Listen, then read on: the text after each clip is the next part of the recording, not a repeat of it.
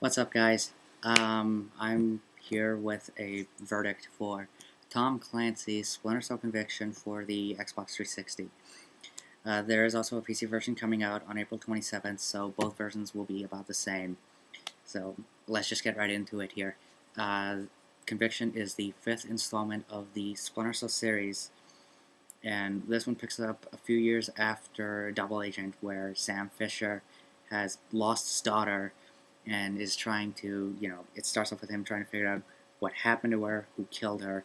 But then, of course, the story picks up, gets more interesting. I don't want to reveal too much of it, though. But suffice to say, the story here is actually very good. It's probably the best out of any of the Splinter Cell games. In terms of how it is, it's unfortunately that story, while good, it's not very long. You're only looking, like, on normal difficulty, the game took me about 5 hours to finish. So maybe the average would be 6 to 8. That's what I've been hearing as well, but of course this will depend on the difficulty that you pick for it.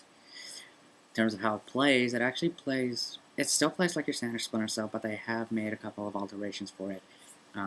Before, you had a light meter that determined, how hidden you were, or how hidden and visible you were.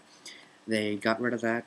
Well, okay, fine, they didn't get rid of it. They changed it into where if you're in the light, everything is in color. If you're hidden, you are completely in the dark. The game switches to a black and white filter to notify that you are hidden from enemies. But if you're trying to take out enemies in this point, the enemies are still in color, so you'll have an idea. So you still have an idea of who your targets are. They've added a cover system, of course, this time. Of course, the other one still had a cover system, but this one's been altered. This one actually reminds me of Rainbow Six Vegas. And to use the cover system, you have to hold down the left trigger, and Sam will go to a piece of cover and just let go of it to get out of it. I do like this one. It's actually very easy to use and simple to understand. The other addition that they've added for Conviction is this ability to mark and execute your targets.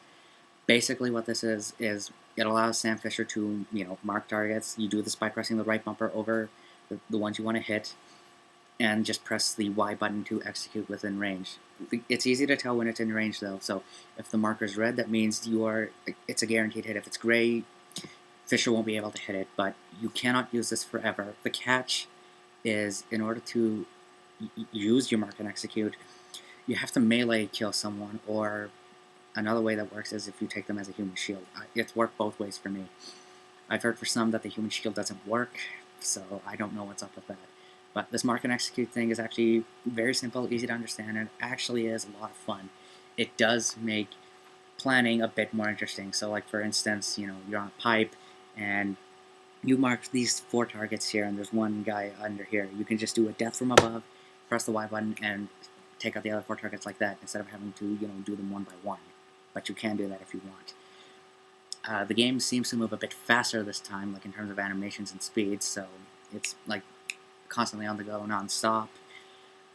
They've replaced the goggles with sonar vision goggles, so that's interesting, but you can't move and use the goggles at the same time because everything will become like scratchy.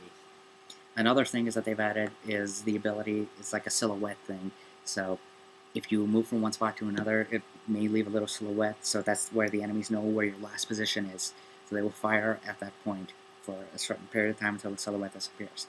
What that means is that you can now go around as a flank advantage and take them out. So again, it adds a new layer of strategy. All of this stuff also carries over to the co-op components of Splinter Cell Conviction as well, which the co-op is actually split up into 4 modes. There's the co-op story mode, which is basically 4 missions going through the story, and it's actually a lot of fun, provided you have a good partner. There's also the hunter mode, which is basically similar to the horde mode from Gears of War 2, for instance. It's you and a partner against, X number of enemies, so clear the room of the enemies and then move on to the next one. Catch is, if someone is alerted to your presence, they will bring out backup, so then you'll have more to deal with. So it kind of encourages you to work together and do this in a stealthy manner. There's third mode, which is basically you and your partner have to defend an EMP against waves and waves of enemies. I never really got to try this mode, like, with a partner. but it is actually pretty interesting. And then there's the last mode, which is kind of similar to the hunter mode, except you're working against your partner. So you guys can, I believe, take each other out, and it's whoever can get the most points wins. So in that sense, it's both cooperative and competitive. So you kind of have to plan it carefully.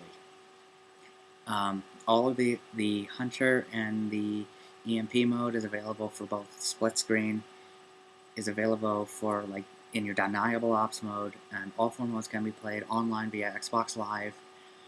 And the online I actually found was actually very solid. Maybe had some minor issues finding games, but again, not a big deal. Then the only other things I mentioned are like its presentational aspects itself. Visually, the game it looks good. It's a pretty good looking game. The models look good, and the environments are also brimming with life. The lighting is also very well done. However, a couple of the textures look a little bland, maybe, and I have encountered some minor frame rate drops and a few bugs.